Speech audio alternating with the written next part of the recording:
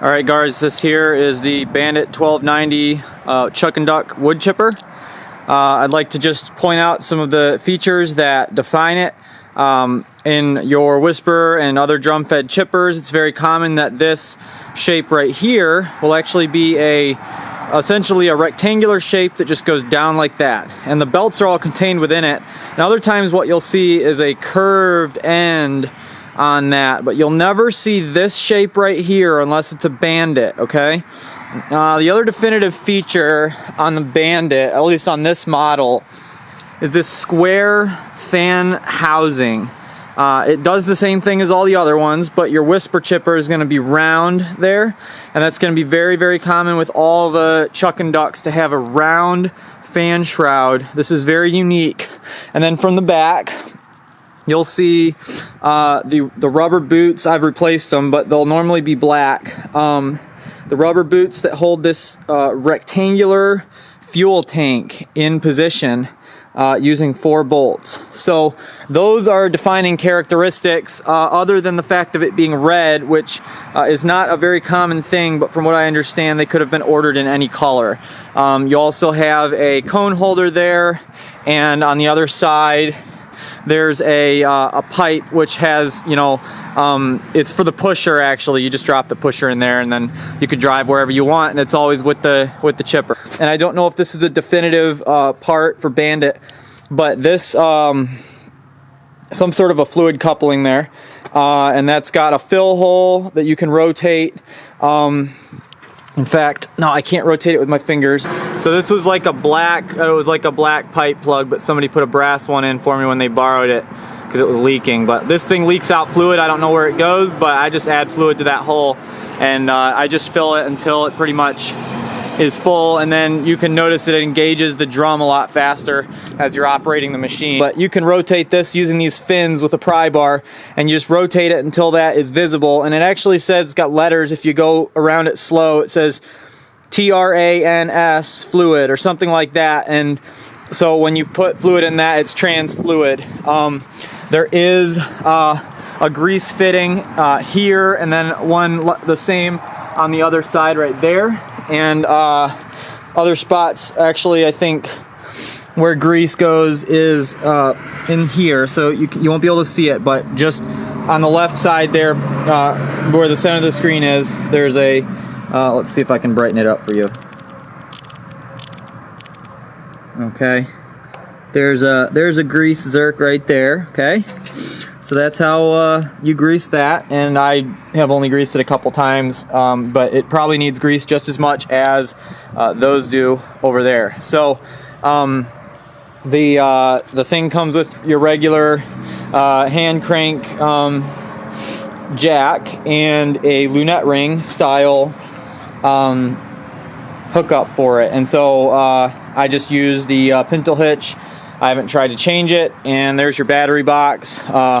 Now, I've been told by the industry people that, you know, the serial number's usually welded on the tongue somewhere or something like that. It wasn't that number right there, so I don't know what number it was. None of these things really helped me identify the machine, but I'm identifying it for you. I finally found it. I was looking for parts, and it was telling compatibility for a certain part, and it mentioned this model, which I'd never heard of.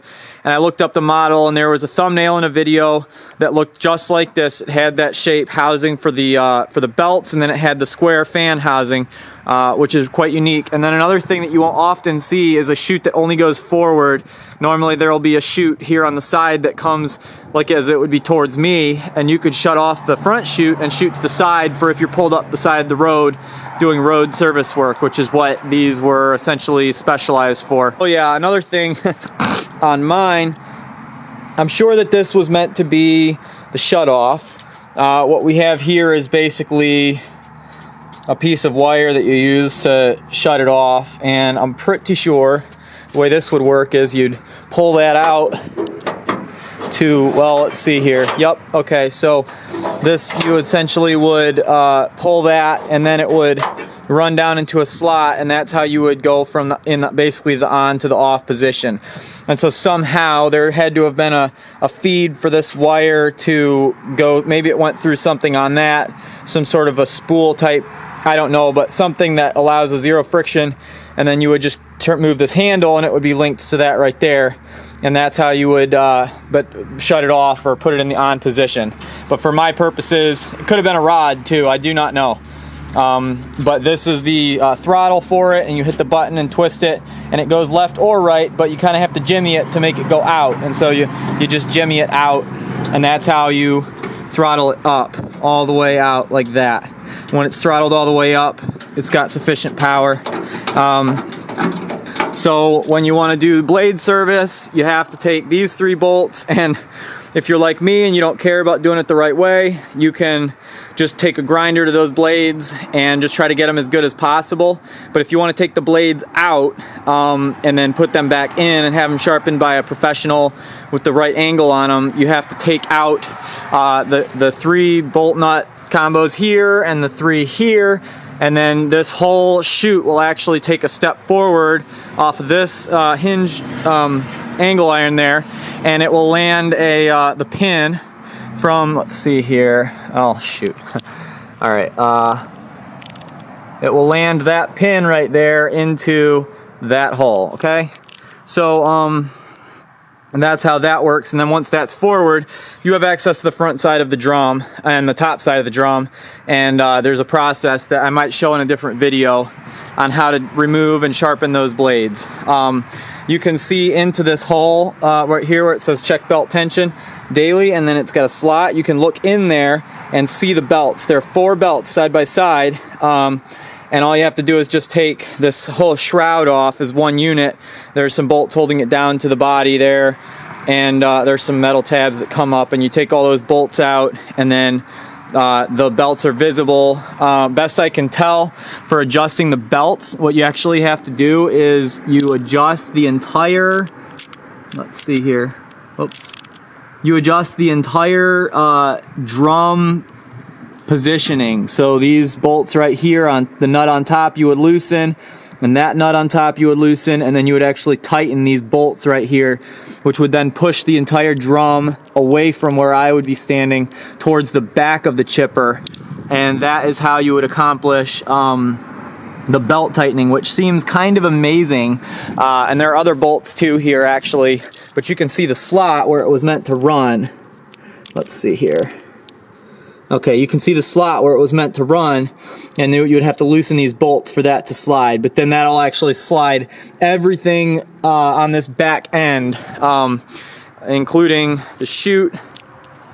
That would slide the chute and the drum, and it looks like probably the fan housing would go with it, and all that stuff is mounted through those 4 bolts that need to be loosened to adjust the belt tension. So it's pretty crazy, but when I did my belt, I just kind of rotated the pulleys at the ends, or I put it on that one, and then I rotated the pulley that the drum was on by just grabbing one of the other belts, and I only lost 1 belt, but then it threw all the other belts because it just kind of got twisted and caught up in there. So this machine does have All-Tech stickers on it. It does say somewhere, call this phone number. Well, anyway, I don't know where it is, but it says to call the All-Tech phone number, and obviously it might have been owned by All-Tech or by Asplund at some point, but this is a Bandit machine. So I will show you the inside. All right, this is your chute. It's designed so that the V shape here will keep you from going to the center and feeding it from the middle. You want to be at the side, which is where I'm at right now, or over here. And now these chute sides are actually at different angles, so something to be aware of. And then as you go in here, you can see the drum. This drum is 12 inches tall. So when someone says that it's of this style of chipper, and the drum, they tell you it has a 6-inch capacity, but they don't tell you how big the drum is. So I believe this drum is The drum is actually 12 inches tall in total, but it's only able to operate on the bottom half of the drum. So you would be able to get a 6-inch piece. If it's very sharp and the piece is kind of green, it'll pull in a 6-inch piece, okay? Other than that, you're trying to stay smaller than 5 inches. But I could reach in there and I could freely turn this drum by hand right now, but I'm not going to because I got the camera. But when this is on, that drum is spinning super fast, so if you got caught or pulled in, it would rip chunks off you so fast you wouldn't even have a chance to blink before your hand was gone. And then, you know, I've heard stories of people getting pulled in. I don't know if it's all that prevalent of a thing to happen, but I know you can be severely hurt by this. And more often than anything else, the injury that you would have would be a branch that actually hits you or smacks you or cuts you or strikes you on its way past. And I've had some very painful injuries as a result of branches that just go in so fast. They're fast as a blink of an eye. They're so fast. So let me get this machine started up and I will show you what that looks like. This machine runs off of a Cummins 4BT engine. It is very reliable, but it is so loud it will just deafen you. So I'll only run it for a few minutes.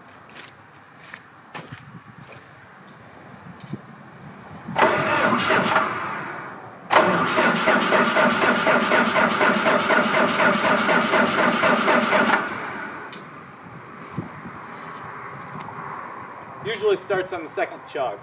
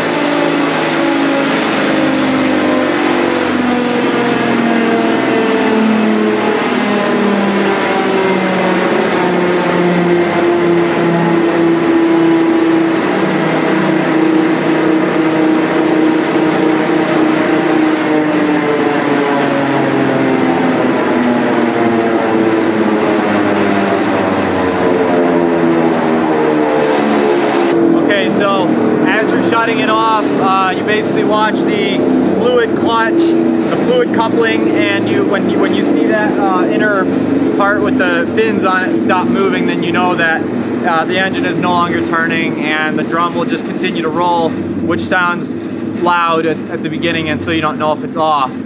But as you can see, the machine sucks in branches at incredible speed. But when they're dead branches do not get pulled in because this is fed by the cutting edges themselves. They cut into an anvil, and as they cut a piece, they throw that, and then the next blade is already coming down and trying to capture that piece of wood again and make another cut. But when you have a dead piece of wood, it does this rebound thing where it comes back out, and this is not the case with hydraulically fed chippers because they have a slow roller that pushes it into the blades, and it doesn't give the piece a choice of rebounding. So it is kind of dangerous when you're feeding in these pieces that are dead, but it does help a lot to have a very nice sharp set of blades. And that is unfortunately one of the downfalls of this machine, is that it's very, very good for chipping anything that's green and soft and small. But when you start getting to slightly bigger pieces or dead pieces, you just have to be on perfect tune with your blades. Your distance between the blades and the anvil has to be very small. and your dead pieces are just always going to fight you and rebound. I actually use a metal feed shovel, and I jam the things in there. You're supposed to use like a wood or a plastic pusher. I'm not sure because it didn't come with one, but I thought about making one out of plywood or a piece of wood just in case. But you want it to just be wider, just a tiny bit wider than the drum, so that way you know, the shovel itself or whatever doesn't actually get caught in those blades and wreck them, because it will just suck it in there and stop that drum, and then that engine will be turning and your belts will be spinning on that pulley, and it'll just burn those belts up. It'll be burning rubber, and if you don't catch it soon, you'll need 4 belts, and then you got to go figure out what size they're supposed to be. And these things, I mean, I was hard to identify for me for a long time, and so I just kind of guesstimated with the belt. I think I brought one of the belts to Napa with me, and I picked up a belt at Napa. It was a standard size, but it was you had to figure out what it was, which if it's completely destroyed, that's harder to do. So when I sharpen this thing, I pretty much wait until I'm having trouble on jobs before I sharpen. Sharpening is a little bit of a process. It takes a couple hours. Otherwise, I mean, I could take a 4.5-inch angle grinder to it with a rubber backing and a flat sandpaper piece, and that helps a lot because you know, it creates a nice surface, but you got to sit there and lean over it and grind on it, and then you got 4 blades to do, and then your spacing is wrong on the anvil. So when I take the blade, I'll take the blades in periodically, and the guy's mad at me because the angles were funny and the blades didn't look good, and they probably got too hot while I was grinding them, and so they won't hold an edge as good. But I don't let that stop me. I just grind them as slow as I need to make sure that everything is done up right. But when I pull them out, it is a little bit of a process, and they're held in by a tapered wedge, and it has to be extracted using a threaded socket, a threaded hole that you put a long bolt into, and it pushes into the body. And anyway, it doesn't matter now because I'll show you that in a different video. But this is an awesome, reliable machine. It's never let me down. Only when I threw a belt, I had a busted belt one time, and if you don't pay attention, if there's a wood chip in that drum, in the back drum, it'll be spinning the engine, it'll be spinning the belts, but that drum will be stopped, just as if you had caught a big chunk of metal in there or a rock or something, and it won't move. And then, of course, then it's just burning up the belts, and you go to the back and the drum's not moving, and the engine seems like it's bogging down. It doesn't want to run because it's just fighting those belts and fighting unreasonable resistance. That drum is very heavy. Once it starts moving, it's really the momentum that chips up the branches. And you can tell when you put a big branch in, the engine will bog down a little bit. Sometimes I've even had engine branches just bog it down so much that the drum stopped. But usually that's very, very rare. And I like to use all my wood for firewood, and so anything I'm putting in there is probably smaller than this anyway, unless it's like junk wood. I can't recommend these machines enough. It is a powerful unit. It's got a much stronger engine in it than a lot of the newer chippers, and they've found ways of saving on fuel and saving the environment and so forth, and trying to have smaller engines and feeding the same size pieces. But nothing is going to suck those pieces in fast like this one is. This is really great for branches. Someday I'll have a hydraulic feed chipper, and I'll probably have this as a backup because this is an industrial machine. This is a production machine. All it is an engine, some belts, and a drum. There's bearings in there. It's got the axles. It's got the jack. It's very simple stuff that you have to maintain. Even the lights, they just go through the tube there. They go from there to there, and I've rewired it a couple times because I'm not very good at that stuff, and I've had some problems. But you would not believe the satisfaction of running a machine like this when you're trading off from having stacked branches into the back of a truck or trailer for however many years. For me, it was a couple years, and then I started renting Vermeer smaller size stump or wood chipper from the local rental place, and they're awesome over there. But I had to do the tree job and cut everything up, and then I would go rent the chipper, because otherwise I had to rent it for 3 days or whatever. So I would cut the tree and remove the wood and do everything, and then I would do the branches last, and people didn't like that quite so much, even though it was good for me because it meant less trips back and forth. And I would just charge the price of the rental to them. But eventually I said I want a wood chipper, and wood chippers start at like almost $20,000, even just the little ones, and they're not really big enough. So you really need like $30,000 maybe to start getting to the big boy category. Otherwise you're buying like a used chipper, and a lot of times people are selling them for a lot more than what they're worth. and you can check the market yourself and find that out. But you know, a machine that can chip something that's 12 inches in diameter, a lot of times they're charging $20,000, even though the thing is just beat to shinola. And I don't even know why anybody would pay that for a used machine. I paid $5,000 for this unit, and it has served me, or it might have even been less. I think it needed tires when I got it, so I dinged the guy $500 for the trouble. So he did it. I drove all the way to Detroit for it, which was a bit of a drive. But man, coming back with this machine and taking it to that first job, it was night and day, man. The whole business changed, and I was chipping into the back of my F-150 at the time with plywood up on the sides and everything, and nonetheless it carried an unbelievable amount of tree once it was chipped up. So now I've got this lovely chipper truck here, and I'm thankful for that. But you know, I can't recommend them enough if you're thinking about getting a chipper. You know, the only thing is a lot of well, insurance companies and things like that don't like these style of chippers, and I don't know whose insurance company wants to know what machine they have exactly, but it does make a difference, so for them. And so for that reason, you won't find a lot of people using this type of a machine, and that's why it's so easy to get, or so affordable to get. It's a simple machine. Without having the hydraulics on it, you really are saving a ton of money. And it's old technology, and you can find them a lot of times for just a couple $1,000s. They might be out of repair, they might be beat up, but I would never ever feel like I regret getting this machine. I looked at other wood chippers for $5,000, and that was actually how much I put in for rentals of wood chippers over that year, the prior year. And I said, well, if I spent $5,000, surely I can find an old machine for $5,000. And I did in fact find this for that, and it was far away, but it was either Craigslist or Facebook or something like that. And I just searched wider and wider until I started seeing a better crop of options. But you will not see this when you look up wood chippers. This will not come up. A lot of times what you'll see is brush chipper, or you will see chuck and duck, whisper chipper. They all kind of get described in that one category, chuck and run or whatever. And drum feed, they sometimes call it drum feed instead of hydraulic feed. So those are some of the terms that you would look it up under when you're looking to buy one. Anyways, there's the information that I know about the machine, and there's some more stuff I can show you in another video. And feel free to request that in the comments if you like. But I wish you the best as far as your request for information or your quest for a wood chipper. Or I hope you just enjoyed the video. All right, good luck, guys.